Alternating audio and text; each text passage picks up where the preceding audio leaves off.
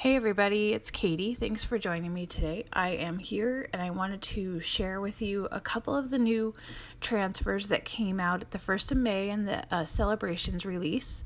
This one here is the vintage truck add-on for summer. There is the canoe, there's fireworks, there's some boxes, there's a surfboard, fishing poles. There's a lot of fun stuff. So if you don't have the original vintage truck, remember that you can buy the vintage truck just by itself and then add on the add-ons that you need. But if you do get this transfer, you are probably going to want the truck by itself as well, just because you'll need an extra. The other one that I got is the Happy Camper set, and this is the one that I'm going to be using today because I love these cute little Shasta campers. They are just so adorable, and there's so many things you could do with them, but I'm keeping it pretty simple today as I create this with certain colors.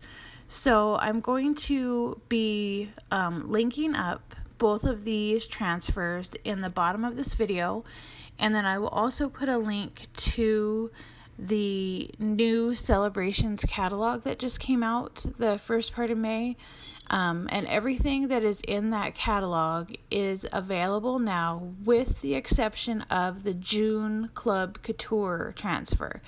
So the June Club Couture transfer is in that catalog. You get a sneak peek of it, but you can't purchase it until June 1st. So I will have more about that later on in the week. I do have another video for you guys kicking off the June Club Couture. But I just wanted to mention that everything else is available. I'm wrong. I'm sorry. This transfer, the Happy Camper transfer, is out of stock. It was one of the most popular ones and it ran out of stock right away, but it is coming back in stock within the next 2 weeks. So if this is something you want, start saving your pennies and you can pick it up. So I'm using these transfers on an old glass window. So what I do when I put my transfers on glass is fuzz it up on an old towel. So I just put it on the towel and rub it on there really good before I stick it on the glass. That will kind of take a lot of the stickiness off, especially because these are brand new transfers.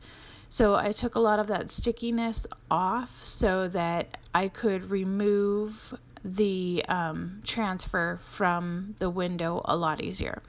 So then, of course, with Chalk Couture, all you need to do is add your chalk paste and start scraping it. Scrape all of the excess off and put it back into the jar, and you can use it again next time.